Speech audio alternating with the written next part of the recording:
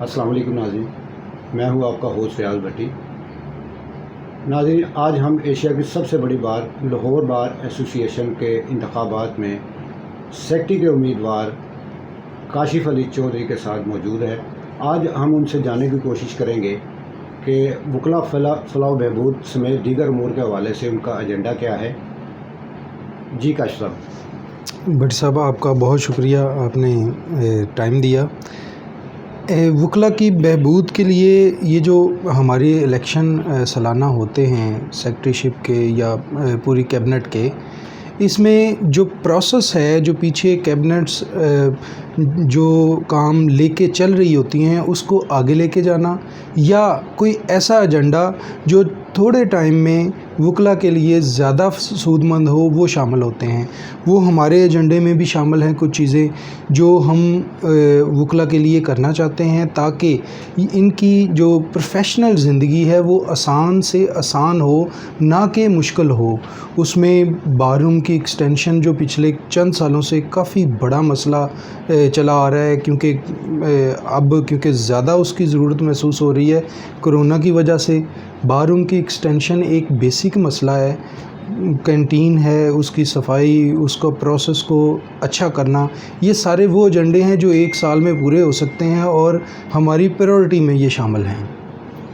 اچھا، یہ کیا وجوہات ہیں کہ کافی سارے اتنا عرصہ ہو گیا لاہور بار کے، جس طرح سے کنسیپٹ ہے ہمارا، جس طرح سے ہم سوچتے ہیں کہ لاہور بار کو اس طرح سے ہونا چاہیے، اس طرح نہیں کینڈیڈیٹس، صدر، سیکٹری وغیرہ جو بھی اس کے عہدیدار ہیں آتے ہیں اور کافی سارے وعدے کر کے آتے ہیں، سوری ٹو سے، تو وہ ان پر عمل درآمد جو ہے نا وہ بڑی مشکل سے ہوتا ہے، نہ ہونے کے برابر ہے۔ اس کی کیا وجوہات ہیں؟ بھٹی صاحب، ایک تو یہ آنرری سیٹ ہوتی ہے، یہ کوئی ایسی سیٹ نہیں ہے جس میں آپ ایک سال کے لیے آئیں گے تو انقلاب برپا کر دیں گے، ایسا کچھ نہیں ہے۔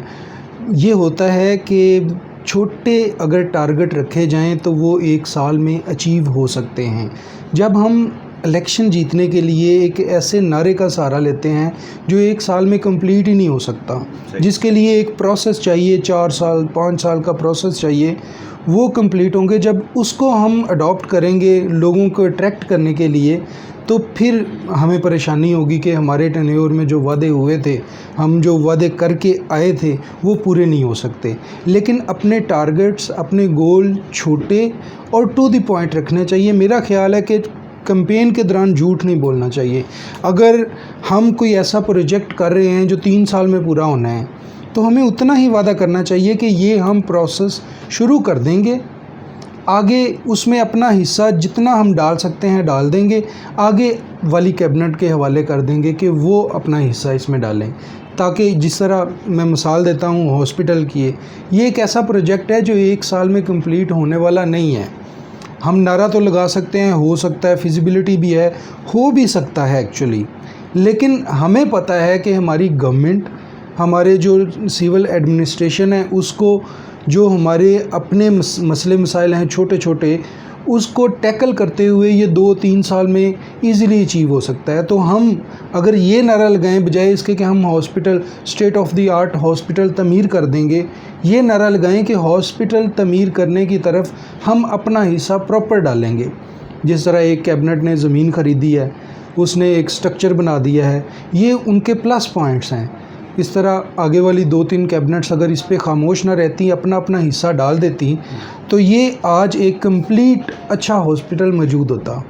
لیکن کیونکہ تعریف کسی کی ہو جاتی ہے تو ہمیں لگتا ہے کہ شاید ہم دل سے یہ پروجیکٹ کرنا نہیں چاہتے، کیونکہ یہ کسی اور کے کھاتے میں جا چکا ہے۔ یہ چیز کو نکالنا چاہیے، ایک سال میں جتنا جس پروجیکٹ میں کام ہو وہ کر دینا چاہیے۔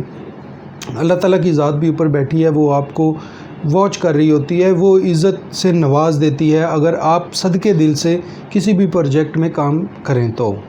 اچھا صاحب، یہ بھی بتائیے گا کہ جس طرح سے آپ نے پہلے بھی بتایا کہ لاہور بار میں جو ہے نا کافی ساری چیزیں ہونا باقی ہیں، کیا سمجھتے ہیں آپ بطور سیکٹری کامیاب ہو کر ان ترجیحات کو کس طرح سے عملی جامہ پر لائیں گے اور کون کون سی ریفارمز ہونا باقی ہیں, کیا کیا معاملات کو درست کرنے کی ضرورت ہے, اس پہ ذرا تھوڑا سا. ابھی جو سب سے زیادہ چیز ہمارے آڑے آ رہی ہے کہ ینگ وکیلوں کو جو انہوں نے لا گیٹ کا دے دیا ہے, ایک مسئلے مسائل میں الجھا دیا ہے, اس کو سارے بیٹھ کے سارٹ آؤٹ کریں تاکہ کسی بھی ایک کارنر کی نہ ہم نمائندگی کریں, نہ ہم اس کو لا گیٹ کے فائدے ختم کریں, نہ اس کے نقصانات کسی تک پہنچنے دیں. اس کو ایک اچھے طریقے سے حل کیا جا سکتا ہے. دوسرا, کچھ مسائل ایسے پولیٹیکل مسائل آ گئے ہیں جو پوسٹ موومنٹ مسائل ہیں, ان کو بیٹھ کے سوچنا چاہیے. جو ہمارے بڑے ہیں, بارز ہیں, جو ہمارے نمائندے ہیں, ان کو بیٹھ کے سوچنا چاہیے کہ پروفیشنلی ہم بیسک لے کے کدھر جا رہے ہیں اپنی اخلاقیات کو, اس کو بیٹھ کے حل کرنے چاہیے. یہ ایسے مسئلے ہیں جو حل ہو سکتے ہیں, یہ نہیں ہے کہ یہ حل نہیں ہو سکتے. تو میرا خیال ہے کہ میری پریورٹی یہ ہوگی کہ جو ہمارے پاس بچ گیا ہے پروفیشن میں, جو اخلاقیات بچ گئی ہیں, ان کو پروموٹ کیا جائے, ان کو آگے لے کے آیا جائے, ان لوگوں کو رول ماڈل بنایا جائے. بٹی صاحب, میں نے دیکھا ہے کہ پچھلے 1.5 سال میں یہ پینڈیمک جو آئی ہے, اس میں ہم نے بہت بڑے بڑے نام کھو دیے ہیں. وہ لوگ کھو دیے ہیں اپنے پروفیشن میں جو ہمارے لیے یونیورسٹیز کا درجہ رکھتے تھے. اب ان کی کمی کو پورا کرنے کے لیے میرا خیال ہے کہ اس وقت ضرورت یہ ہے کہ ہم جو ریمیننگ ہمارے بڑے اس پروفیشن میں رہ گئے ہیں ان کی طرف توجہ دی جائے, ان کو رول ماڈل بنایا جائے. ہم اس کو سیاسی گروپنگ کی نظر نہ کریں, وہ جس گروپ سے مرضی ہیں ان کو آگے لے کے آیا جائے, لوگوں کو بتایا جائے, ہمارے ینگ لوگوں کو بتایا جائے کہ ہمارے پروفیشن کے بیسک نارمز کیا ہوتے ہیں. ہم ایک اچھے پروفیشن سے, لارڈز کے پروفیشن سے تعلق رکھتے ہیں. یہ بہت بڑا ہے, یہ چھوٹی چھوٹی اناؤں کا پروفیشن نہیں ہے کہ ہم کسی انا میں پڑھ کے کوئی ایسا فیصلہ کر لیں جو ہمارے پروفیشن کو بھی نقصان دے.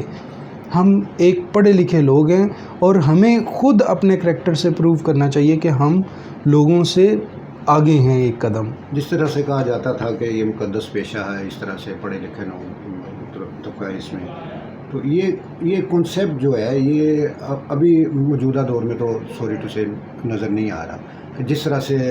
لیکن ایک اور بات یہ بھی ہے, یہ کریڈٹ بھی جاتا ہے شعبہ وکالت کو کہ جس طرح سے لوگ جوک در جوک اس شعبہ میں آنے کے لیے اس شعبہ میں آ رہے ہیں. میں دیکھتا ہوں پنجاب بار کونسل میں بھی جا کے, اور ادھر بھی لاہور بار بھی دیکھتا ہوں کہ ایک جمع غفیر ہے وکلا برادری کا, جس طرح سے اس شو کو اپنایا جا رہا ہے. کیا سمجھتے ہیں کہ وہ دوبارہ وہ اس مقدس پیشے کا کانسیپٹ جو ہے وہ دوبارہ ہوگا بحال؟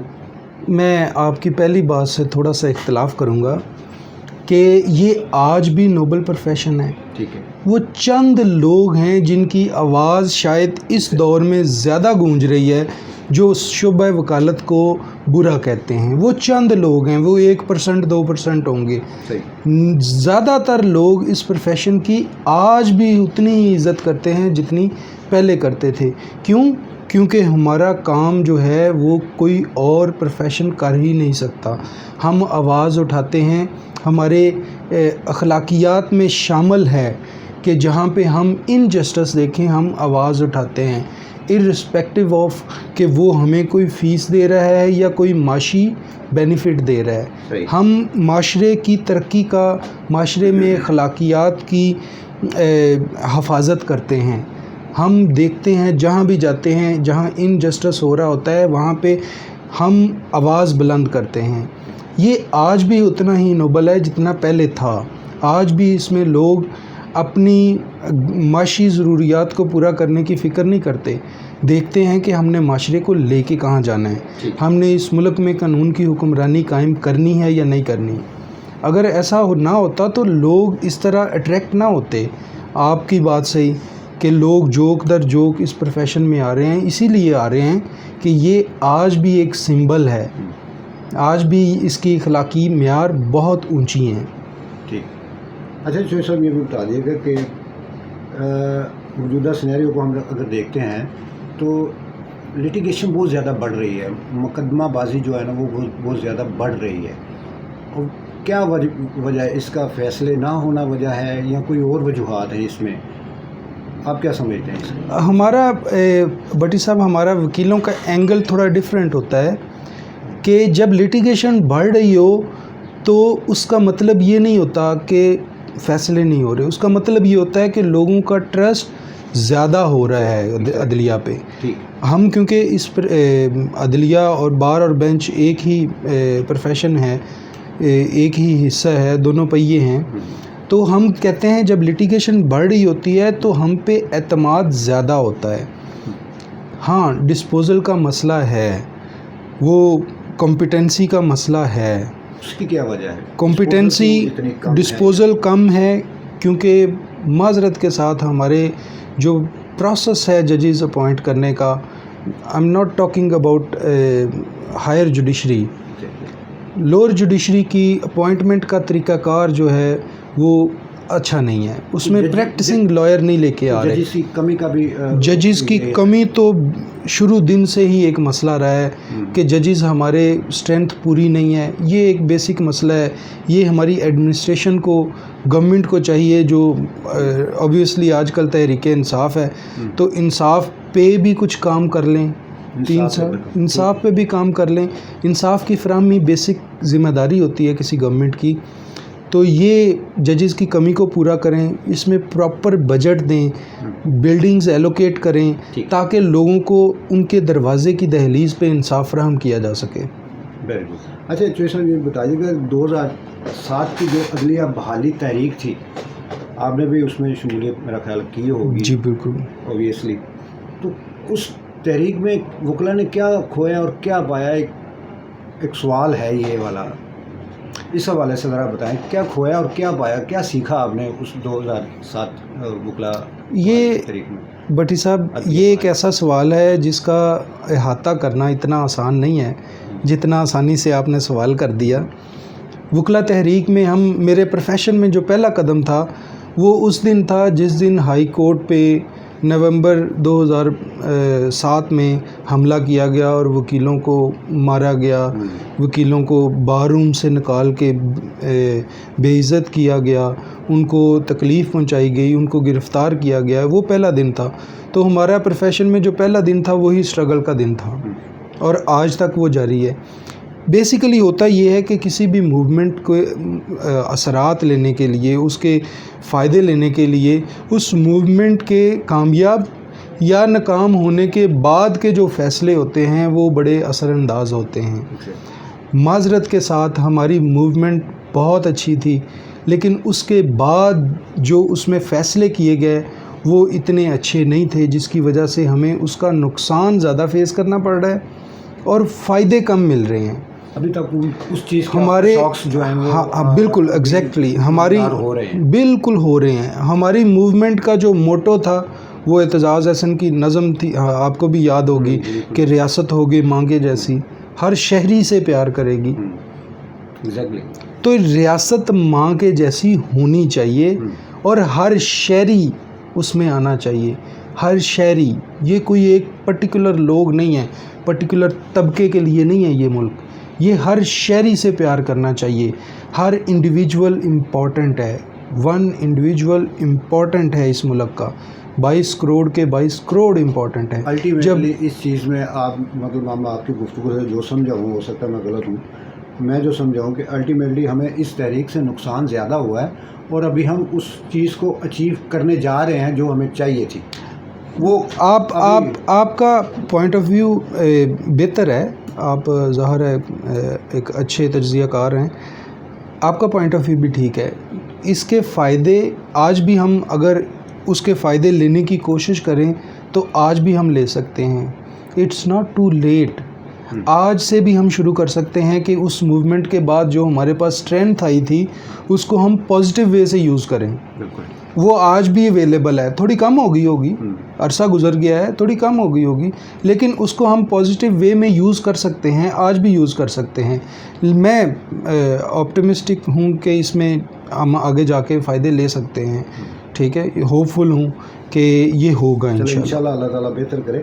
لیکن آخری سوال وہ بھی پہلے والا سوال جو وہی آخری سوال ہے کہ آپ کی ترجیحات میں اور کیا کیا چیزیں شامل ہیں جب آپ اللہ تعالیٰ آپ کو کامیابی دے کامیاب ہوتے ہیں بطور سیکٹری، آپ سیکٹری بنتے ہیں لاہور بار ایسوسیشن کے، جو ایشیا کی سب سے بڑی بار ہونے کا راز حاصل ہے، تو کیا خصوصی طور پہ آپ کی ترجیحات کیا ہیں، پرائرٹیز جو ہیں، فرسٹ پرائرٹی آپ کی کیا ہے؟ میری فرسٹ پرائرٹی ہوگی کہ یہ جو ہمارے بیسک مسائل ہیں چھوٹے چھوٹے، ان کو فوری طور پہ جو حل ہو سکتے ہیں وہ فوری طور پہ حل ہو جائیں. ایک برج بن جائے، 2 بلڈنگز ہیں وہ ہمیں نیچے آنا پڑتا ہے، پھر دوسری بلڈنگ میں جانا پڑتا ہے، سیڑھیوں کا مسئلہ ہے، لفٹوں کا مسئلہ ہے، باتھ رومز کا بہت بڑا مسئلہ ہو گیا ہے کیونکہ رش زیادہ ہو گیا ہے جس کی وجہ سے ہم اسپیس نہیں کریٹ کر سکتے. باتھ روم کے مسائل ہیں، صفائی کے مسئلے ہیں، یہ سارے حل ہونے چاہیے، یہ سارے فوری طور پہ حل ہو سکتے ہیں. میری پرائرٹی یہی ہوگی. باقی یہ آنریری سیٹ ہوتی ہے، اس میں کوئی انقلاب نہیں ہوتا، یہ چھوٹے چھوٹے کام ہوتے ہیں جو لوگوں کے لیے آسانیاں پیدا کرتے ہیں. ہم بھی اپنے پروفیشن میں آسانیاں پیدا کرنے کی کوشش کریں گے. جی ناظرین، یہ تھے ہمارے ساتھ کاشف علی چودھری جو لاہور بار ایسوسیشن کے سالانہ انتخابات میں بطور سیکرٹری حصہ لے رہے ہیں. آئندہ پروگرام کے لیے اجازت دیجیے. خدا حافظ.